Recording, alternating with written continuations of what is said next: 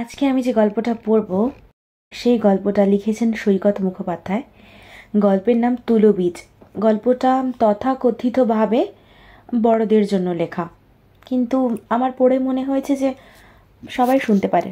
Dark fantasy একটা। তাহলে শুরু করা যাক। গল্প শুরু করার আগে আপনাদের সবার কাছে আমার একান্ত অনুরোধ, যদি আমার গল্প পড়া আপনাদের ভালো লেগে থাকে তাহলে আমার চ্যানেলটা সাবস্ক্রাইব করতে ভুলবেন না, আর একটা লাইক করে দেবেন। চৈত্রের এই দুপুরে বালুডাঙ্গা শহরের আকাশে বাতাসে প্রসন্নতা ছড়িয়ে রয়েছে। প্রসন্নতা ছড়িয়ে আছে শঙ্খদের বাড়ির পেছনের বাগানে। একটা টুনটুনি শিউলি গাছের এক পাতা থেকে অন্য পাতায় লাফ দিয়ে ঘুরছিল আর ক্রমাগত টুই টুই করে ডাকছিল। এইমাত্র সেটা উড়ে গেল সোমাদের বাড়ির দিকে। এখন বাগান প্রায় নিস্তব্ধ। নিস্তব্ধ শঙ্খদের পুরো পাড়াটাই। শুধু সোমার ঠাকুমা রেডিওতে বোরোলিনের সংসার চালিয়েছিলেন। তার আবছা শব্দ ভেসে আসছে। শঙ্খ বাগানের লাগোয়া রোয়াকের থামে হেলান দিয়ে বসেছিল। হাতে সেই মাসের উল্টোরথ পত্রিকাটা ধরা ছিল ঠিকই, কিন্তু সে কিছুই পড়ছিল না। সে সোমার কথা ভাবছিল সোমা তাকে ভালোবাসে না, কেনই বা বাসবে। সে নিজের অজান্তেই একবার হাতটা মাথায় বুলিয়ে আনল। বালুডাঙ্গার কুয়ো কিংবা টিউবওয়েলের জলে আয়ন খুব বেশি। লোকের চুল পড়ে যায়, কারুর কম কারুর বেশি। শঙ্খর যেমন এই 21 বছর বয়সেই অর্ধেক চুল ফাঁকা হয়ে গেছে। ওর মা কদিন ধরে শোয়ার আগে মাথায় ভৃঙ্গরাজ তেল মালিশ করে দিচ্ছিলেন, তাতে কোনো ফল হয়নি। তাই সে ইদানিং চরম হতাশায় ভুগে ডুবে আছে। শঙ্খ জানে সোমা তাকে কোনো দিনই ভালোবাসবে না। 21 বছরের একটা টেকো ছেলেকে কেউ ভালোবাসতে পারে না। ওই তো সোমা চানের পর ছাদে এসে দাঁড়িয়েছে। ফটাস ফটাস করে গামছা দিয়ে ভিজে চুল ঝেড়ে গামছাটা তারে মেলে দিয়ে ছাদ থেকে চলেও গেল একটু বাদে। যাবার আগে কি একবার আর চোখে শঙ্খর দিকে তাকিয়েছিল মেয়েটা? তা ছিল মাখানো কি ছিল যেন সেই তাকানোর মধ্যে। শঙ্খর মনে হলো। শঙ্খ ম্যাগাজিনটা হাতে নিয়ে উঠে দাঁড়ালো। শুধু সোমাকে এক পলক দেখার জন্যই এই সময় পেছনের রোয়াকে এসে বসে থাকা। সোমা চলে গেছে, তারও আর এখানে বসে থাকার প্রয়োজন নেই। ঠিক এই সময়েই ক্রিং ক্রিং করে বাড়ির সদর দরজার সামনে সাইকেলের বেল বেজে উঠল। শঙ্খ একরকম দৌড়িয়েই বৈঠকখানা পেরিয়ে সামনের রাস্তায় পৌঁছে গেল। যাবার আগে কলেজের ব্যাগ থেকে 5টা টাকাও বার করে নিতে ভুলল না। পোস্টম্যান ভদ্রলোক ততক্ষণে সাইকেল থেকে নেমে পড়েছেন। তিনি মুখ নামিয়ে খাকি কাপড়ের ব্যাগটার ভেতরে কি যেন খুঁজছিলেন। শঙ্খ তার সামনে দাঁড়িয়ে চাপা গলায় বলল, এনেছেন? মুখ তুলে অল্প হাসলেন নতুন পোস্টম্যান। অবশ্যই, আমি তোমাকে জিনিসটার কথা বললাম আর আমি ভুলে যাব। শঙ্খ একটু অপ্রস্তুত গলায় বলল, না না মানে তা না, মানে জিনিসটা পেয়েছেন কিনা সেটাই জিজ্ঞেস করছিলাম। এই পোস্টম্যানের বয়স কম, ফর্সা, লম্বা, রোগা। আগের জন ছিলেন মোটা এবং বয়স্ক। তিনি মারা যাওয়ার পর এই ভদ্রলোক পোস্টম্যানের দায়িত্ব নিয়েছেন। এনাকে বালুডাঙ্গার কেউ চেনে না, আগে দেখেনি। এনার কানের পাতা দুটো খুলির সঙ্গে ল্যাপটানো আর চোখগুলো বড় বড়, কিন্তু ওসব কিচ্ছু নয়। নতুন এই পোস্টম্যানের দিকে তাকালে প্রথমেই যা চোখ টেনে নেয় তা হলো এনার মাথার চুল। শুধু ঘন নয়, চুলগুলোর রং, জেল্লা সবই অন্যরকম। কারুর মাথায় এরকম চুল আগে কখনো দেখেনি শঙ্খ। 3 দিন আগে যখন সে এই নতুন পোস্টম্যানকে প্রথমবার দেখেছিল, তখনই তার মুখ দিয়ে বেরিয়ে এসেছিল, বাহ, ফ্যান্টাস্টিক চুল তো আপনার। উনি একবার শঙ্খর মাথার দিকে তাকিয়ে বলেছিলেন, তোমার এরকম চুল চাই? শঙ্খ মুখে কিছু বলেনি, শুধু বিব্রত মুখে মাথা নেড়ে জানিয়েছিল, না। সে বুঝে গেছে ওসব স্বপ্ন দেখে লাভ নেই। 5টা টাকা খরচ করতে পারবে? আমি তাহলে তোমাকে একটা জিনিস এনে দেব। আমি তোমার হয়ে অর্ডার দিয়ে দেব, ভিপিতে মাল চলে আসবে। বিশ্বাস করবে, আমারও একসময় তোমার মতো এরকম টাক পড়ে গিয়েছিল, তারপর ওই জিনিসটার কল্যাণে। পোস্টম্যান একবার নিজের ঠাসা চুলগুলোর মধ্যে হাতটা চালিয়ে শঙ্খুর মুখের দিকে তাকিয়ে রইলেন উত্তরের আশায়। শঙ্খ একটু ভেবে নিয়ে রাজি হয়ে গেল। ভৃঙ্গরাজের পয়সা মা দিয়েছেন, এই 5 টাকা না হয় সে নিজের জমানো হাত খরচা থেকেই দেবে। বলা কি যায় কিসের মধ্যে কি ম্যাজিক লুকিয়ে থাকে। সেদিনের সেই কথার সূত্র ধরেই আজ উনি শঙ্খর হাতে একটা মোটা বইয়ের মাপের প্যাকেট ধরিয়ে দিলেন। পাতলা পিসবোর্ডের তৈরি ক্যাটক্যাটের সবুজ প্যাকেটটা দেখে মোটেও ভক্তি হলো না শঙ্খর। পোস্টম্যান বোধহয় মন পড়তে পারেন, বললেন, হ্যাঁ, নতুন কোম্পানি, তাই প্যাকেট ট্যাকেটগুলো এখনো ভালো করে বানিয়ে উঠতে পারেনি। তবে ওসব বাইরের চমক, ওসব কিছু নয়। ভেতরের জিনিসটা পৃথিবীতে এই প্রথমবারের জন্য এলো, বুঝলে? শঙ্খ প্যাকেটটা চোখের সামনে এনে জিজ্ঞাসা করল, কি আছে ভেতরে? লোশন নাকি ক্রিম? পোস্টম্যান বললেন, ওসব কিছু নয়, একটা পাতলা প্লাস্টিকে তৈরি টুপির মতো জিনিস আছে। ওটা শোয়ার সময় মাথায় পড়ে নেবে, সকালে উঠে খুলে ফেলবে। শঙ্খ আকাশ থেকে পড়ল, বলল, টুপি? টুপি পরে শুতে হবে? কদিন পরতে হবে? একদিন মানে একটা রাত আর কি, বুঝলে? অধৈর্য গলায় বললেন পোস্টম্যান। তারপর শঙ্খর হাত থেকে নোটটা নিয়ে বললেন, শোনো ভাই, একটা কথা বলে দিই। টুপিটা পরার পর প্রথমটা একটু চিনচিন করতে পারে, ভেতরে নিডলস আছে, সেগুলোর মধ্যে দিয়ে নিচের স্কিনে জিনিসটা ঢুকে যায়, তো তাই। তবে একটু বাদেই তুমি ঘুমিয়ে পড়বে, আর কিচ্ছু টের পাবে না।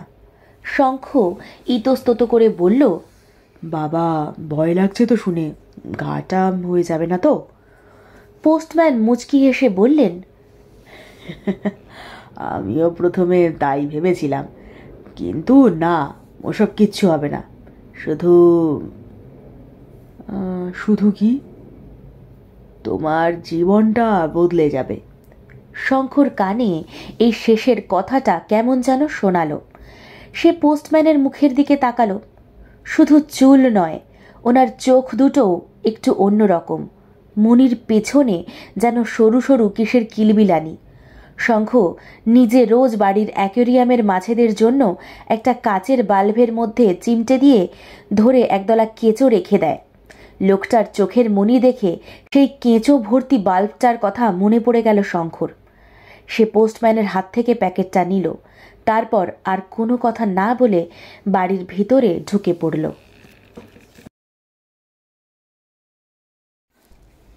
5টা টাকা খরচ করতে পারবেন?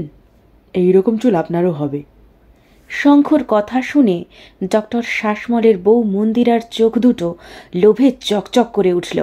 শঙ্খকে তিনি চেনেন, ছেলেটা ভালো গিটার বাজায়, তার গানের সঙ্গে 2-একটা ফাংশনেও বাজিয়েছে। 2 মাস আগেও ছেলেটার মাথায় টাক ছিল, অথচ এখন মাথা ভর্তি ঘন চুল। আর সে কি চুল! বুড়ো আরশোলার ডানার মতো কালচে লাল রং, শুয়োরের ঘাড়ের রোঁয়ার মতো ঠাসা। মন্দিরা বললেন, সত্যি কথা বলতো ভাই, উইক পরিসনি তো? ছুঁয়ে দেখুন, দেখুন না। শঙ্খ মাথাটা ঝুঁকিয়ে দাঁড়ালো। এই বয়সের ছেলের গায়ে হাত দেওয়া উচিত নয়, জেনেও মন্দিরা নিজেকে সামলাতে পারলেন না। সদর দরজার আড়ালে দাঁড়িয়ে তিনি ডান হাতের আঙুলগুলো শঙ্খর চুলের মধ্যে ঢুকিয়ে দিলেন। তিনি বরের কাছে শুনেছিলেন মানুষের চুল আসলে মৃত কোষ, কিন্তু কথাটা সম্ভবত ঠিক নয়। এই যে শঙ্খর চুলগুলো তার আঙুলগুলোকে জড়িয়ে ধরেছে, আদর করছে, এ কি কোনো মৃত কোষের পক্ষে সম্ভব? চুলের গায়ে কি এত তাপ থাকে? দপদপ করে, কাঁপে? মন্দিরার মনে হলো শঙ্খর মাথার প্রত্যেকটা চুল যেন জীবন্ত, কাটলে রক্ত বেরোবে। তিনি হাতটা সরিয়ে নিয়ে বললেন, কি লাগিয়েছিস রে? কোনো লোশন নাকি তেল? না, ওসব কিচ্ছু নয়, একটা টুপি। মাত্র এক রাত পরে শুতে হবে। আমার কাছেই রয়েছে, যদি নিতে চান। মন্দিরা দাঁত দিয়ে ঠোঁট কামড়ে একটু ভাবলেন, তারপর বললেন, একটু দাঁড়া, আমি টাকাটা নিয়ে আসছি। মন্দিরা সিঁড়ি দিয়ে দোতলায় উঠে গেলেন। শঙ্খ কাঁধ থেকে ব্যাগটা নামিয়ে ভেতর থেকে সবুজ প্যাকেটটা বার করতে গেল। প্যাকেটের সঙ্গে একটা ভাঁজ করা কাগজ বেরিয়ে এলো। এটা কি? শঙ্খ কাগজটার ভাঁজ খুলে কিছুক্ষণ ভুরু কুঁচকে সেটার দিকে তাকিয়ে থাকল। মনে হচ্ছে একটা চিঠি। শুরুতেই মেয়েলি ছাঁদে লেখা আছে, প্রিয়তম। কথাটার মানে কি? শেষে লেখা, তোমার সোমা। মানে কি?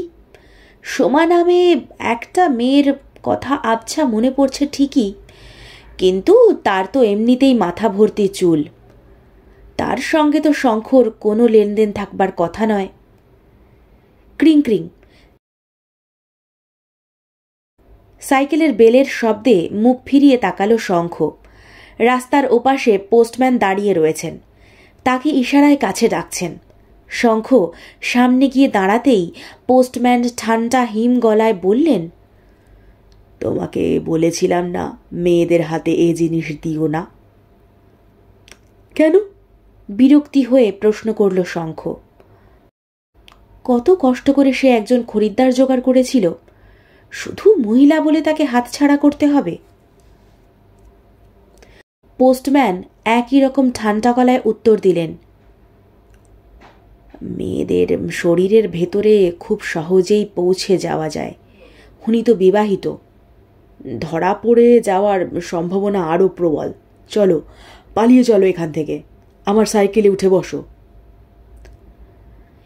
সেই আদেশ উপেক্ষা করতে পারল না শঙ্খ। পোস্টম্যানের সাইকেলের সামনের রটে উঠে বসল সে।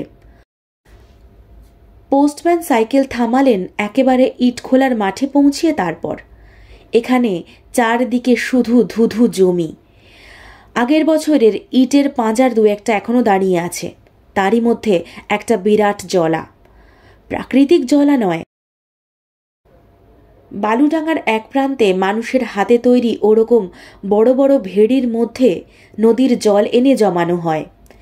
জলের নিচে পলি থিতিয়ে পড়লে সেই পলি দিয়ে তৈরি করা হয় 1 নাম্বার পাগমেল ইট। তবে তার এখনো অনেক দেরি আছে। এখন তো সবে আষাঢ়, জল শুকোতে শুকোতে সেই আশ্বিন। তারপরে শীতকালে নতুন ইট তৈরির কাজ শুরু হবে। আপাতত গভীর ভেড়ির ঘোলা জলে কোটি কোটি বুদবুদ উঠে ফুটেই মিলিয়ে যাচ্ছে। আবার মাছ নয়, এই জলায় মাছ থাকে না, অন্য কিছুর নিঃশ্বাসের বুদবুদ। একটা ইটের পাঁজার গায়ে সাইকেলটা হেলান দিয়ে রেখে জলার ধারে পা ছড়িয়ে বসলেন পোস্টম্যান। শঙ্খ তার পাশে গিয়ে বসল। পোস্টম্যান বললেন, কি সুন্দর এই পৃথিবী, তাই না শঙ্খ? শঙ্খ বলল, হ্যাঁ, খুব সুন্দর।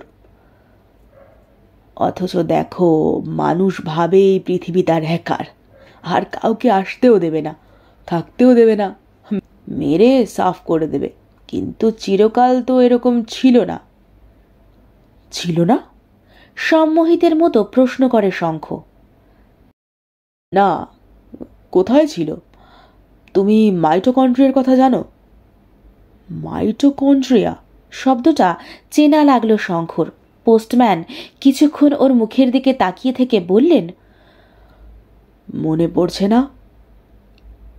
আমাদের কোষের মধ্যে যে মাইক্রোস্কোপিক বডিগুলো থাকে, power house of the cell বলা হয় যাদের। হ্যাঁ হ্যাঁ, মনে পড়েছে। ওরা তো অনেক বছর আগে বাইরের থেকে সেই মানুষের শরীরের মধ্যে বাসা বেঁধেছিল। এখনও ওরা মানুষের কোষের মধ্যে নিজেদের মতন করে সেল ডিভিশন করে চলেছে। ওদের ক্রোমোজোমের সঙ্গে মানুষের শরীরের অন্য কোনো কোষের ডিএনএর স্ট্রাকচার মেলে না, জানো তো? জানতাম না। বাইরে থেকে এসে মানেটা কি? পৃথিবীর বাইরে থেকে এসে। তাতে কি কোনো ক্ষতি হয়েছে মানুষের? শঙ্খ কোনো উত্তর দিল না।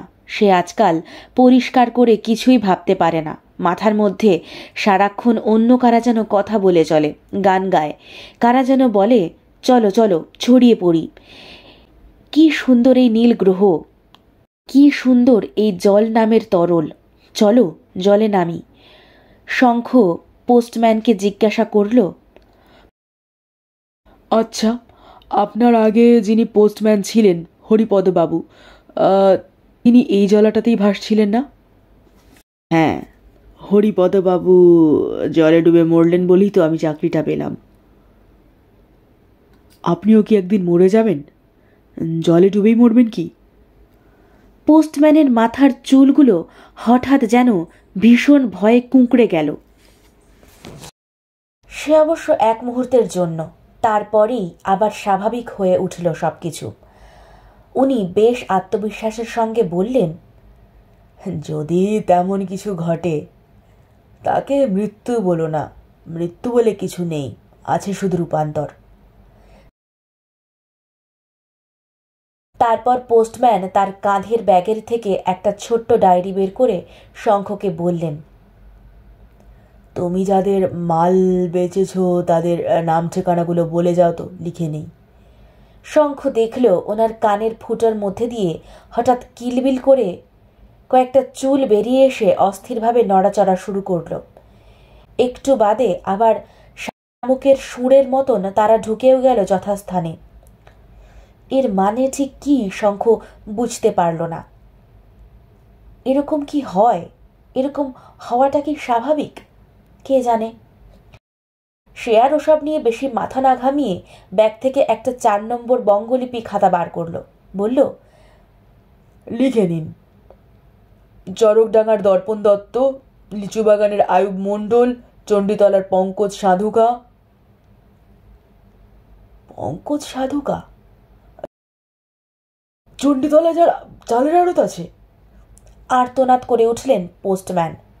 শঙ্খ খেয়াল করল বুদবুদগুলো হঠাৎ মিলিয়ে গেল। বেড়ির জল হয়ে উঠল শীষের পাতের মতন ভারী আর মসৃণ, যেন প্রচণ্ড উত্তেজনায় সেই জল নিঃশ্বাস চেপে অপেক্ষা করছে শঙ্খ কি বলে তা শোনার জন্য। পোস্টম্যান আবার প্রশ্ন করলেন, ওনাকে এই টুপি তুমি বিক্রি করেছ? শঙ্খ এক গুয়ের মতো জবাব দিল, তাতে কি হলো? উনি তো মহিলা নন। পোস্টম্যান তিতিবিরক্ত গলায় বললেন, না, মহিলা নন, উনি শ্রেণীশত্রু, আড়তদার। জানো না হিট লিস্টে ওনার নাম আছে? কতদিন আগে বিক্রি করেছিলে? অনেক দিন, তা 2 মাস তো হবেই। আমতা আমতা করে উত্তর দিল শঙ্খ।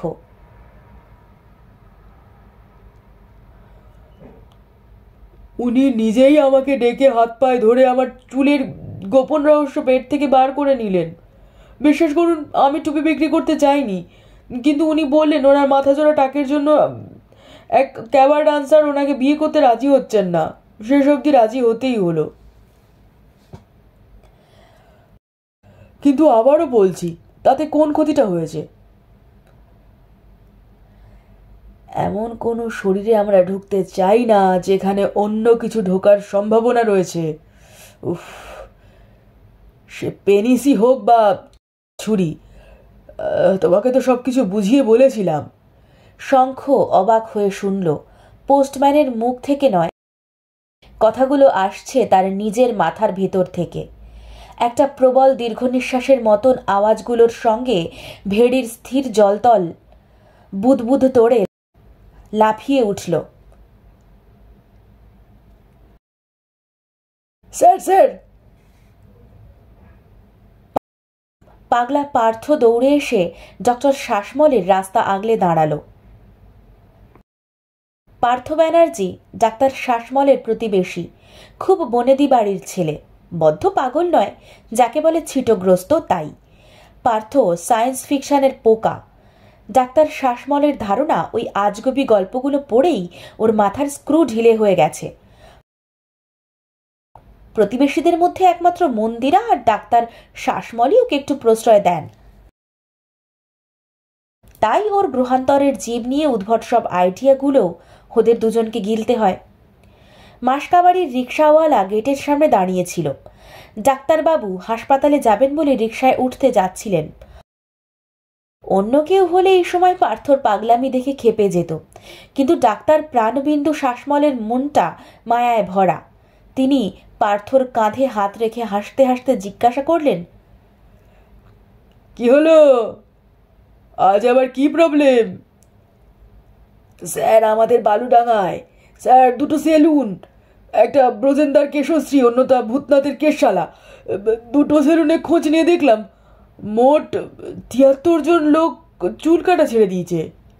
ডাক্তারবাবু রিক্সার পাদানিতে একটা পা তুলে বললেন, সেটার মধ্যে কোনো রহস্য তো নেই, ওরা নিশ্চয়ই অন্য কোনো শহরের সেলুন থেকে চুল কাটিয়ে আসছে।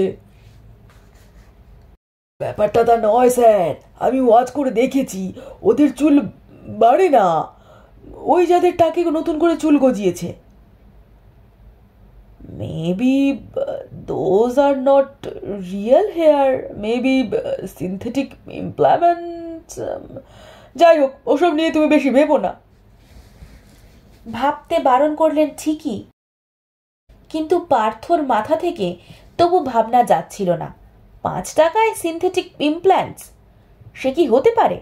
হঠাৎ অন্য একটা কথা মনে পড়তে সে আবার ঘুরে এলো, বলল, আর একটা কথা স্যার, আমরা ভাবি আকাশ থেকে শিমুল গাছ নেমে আসবে। ভাবি নাকি? চরম ব্যস্ততার মধ্যেও পার্থর কথা শুনে হেসে ফেললেন ডক্টর শাসমল। পার্থ অধৈর্য স্বরে বলল, ও, I was simply using a metaphor. আমরা ভাবি আকাশ থেকে বিশাল ফ্লাইং সসার নেমে আসবে,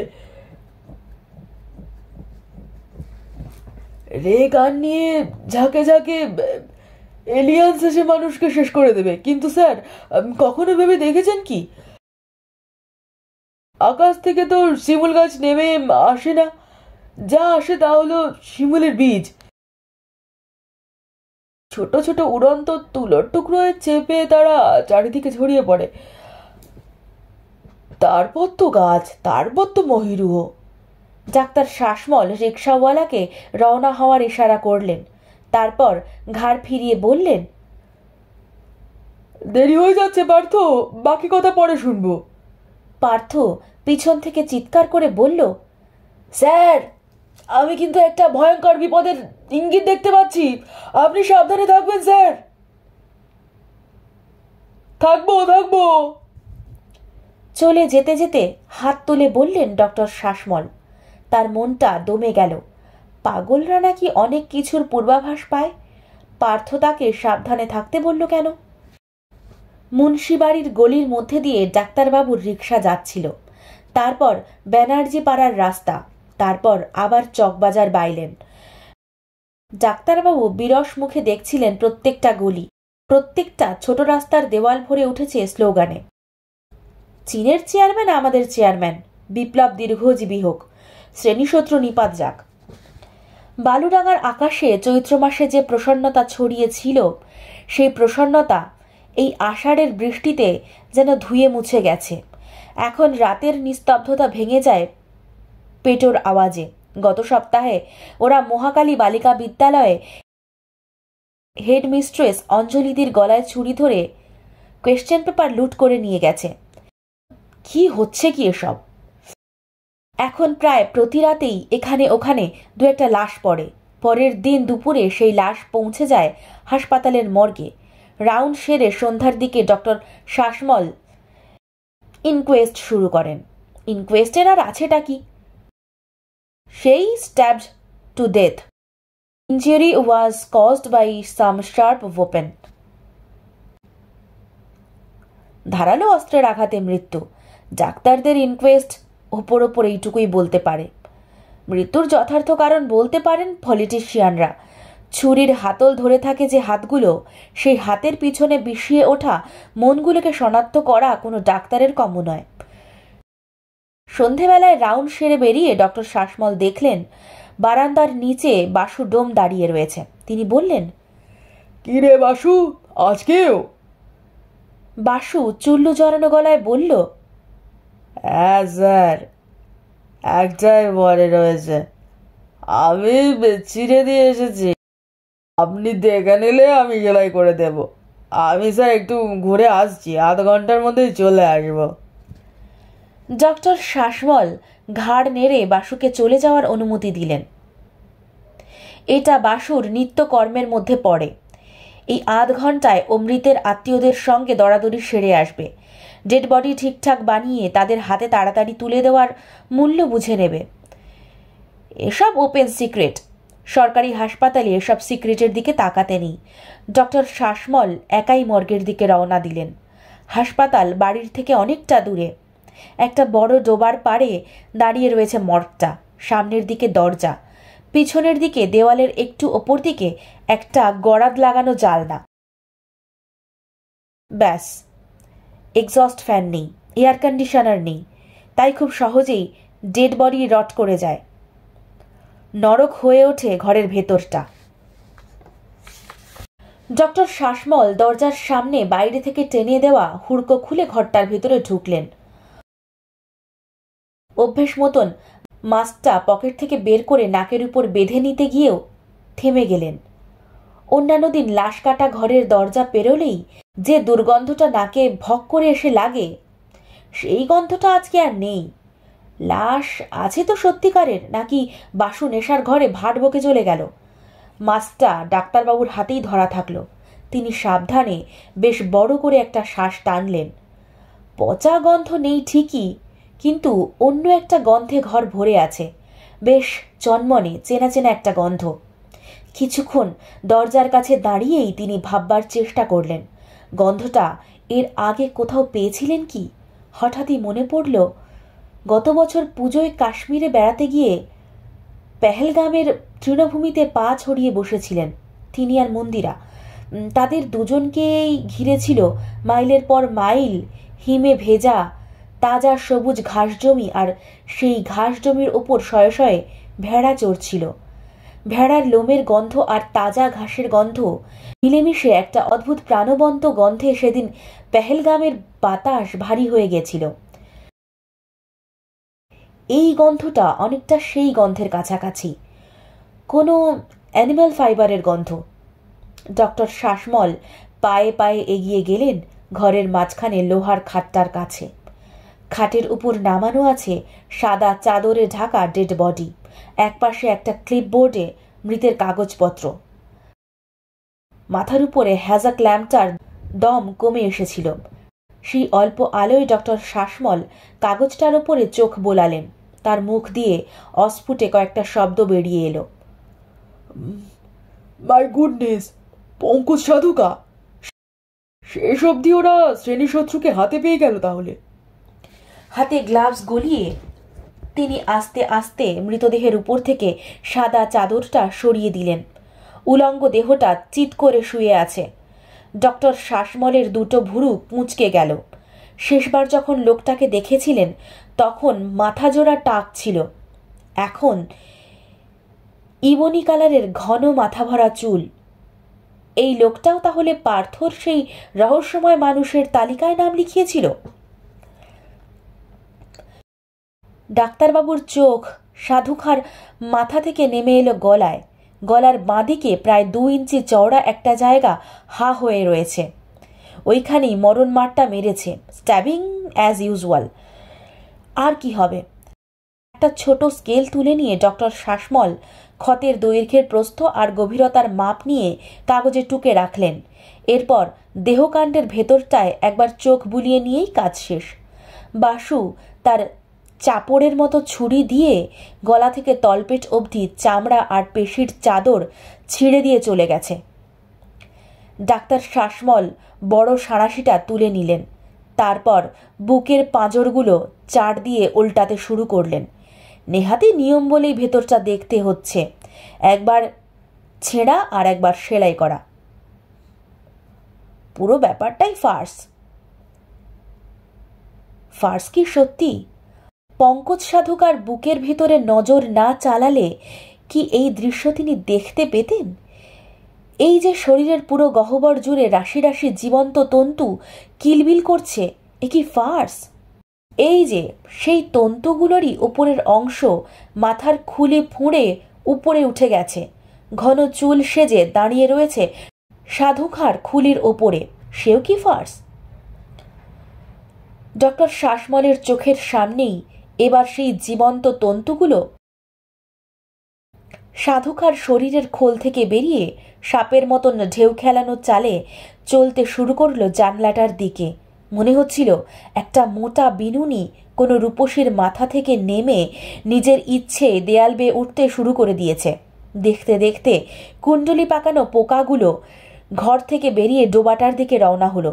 ডক্টর শাসমল জালনার মধ্যে দিয়ে বাইরে চলকে পড়া হ্যাজাকের আলোয় ওদের জলযাত্রা দেখতে পাচ্ছিলেন। কিছুক্ষণ হতভম্বের মতো সেদিকে তাকিয়ে থেকে তারপর তিনি আবার ঘুরে দাঁড়ালেন সাধুকার ডেড বডির দিকে। এখন সেই ডেড বডির মাথায় আবার পুরনো টাক ফিরে এসেছে, কিন্তু ফেরেনি তার heart, lung, kidney, liver, stomach. কসাইখানায় টাঙিয়ে রাখা পেট চেরা খাসির মতো সাধুকার শরীরের ফাঁকা খোলটা ওই লোহার খাটের উপরেই পড়ে রয়েছে। ডাক্তারবাবু ভাবলেন,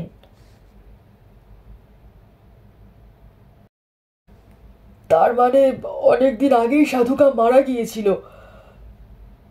তার শরীরটাকে চালিয়ে নিয়ে বেড়াচ্ছিল এই প্যারাসাইটগুলো। পঙ্কজ সাধুকার কথাবার্তা, কাজকর্ম বলে আশেপাশের মানুষ যাকে ভুল করছিল তা আসলে এই অদ্ভুত পোকাগুলোর কথাবার্তা, এদেরই কাজকর্ম। একদম পিঠের কাছেই আলতো পায়ের শব্দে ডক্টর শাসমলের চিন্তায় ছেদ পড়ল। তিনি বিদ্যুৎ গতিতে ঘুরে দাঁড়ালেন। দেখলেন কখন যেন দরজা ভেতর থেকে বন্ধ করে দিয়েছে দুটো লোক। দুজনেই তার চেনা, শঙ্খ বলে সেই গিটারিস্ট ছেলেটা আর বালু টাকার নতুন পোস্টম্যান। তিনি দেখলেন শঙ্খর মুখের ভিতর দিয়ে চুলের স্রোত বেরিয়ে হ্যাজাকের আলোটাকে ঘিরে ধরেছে।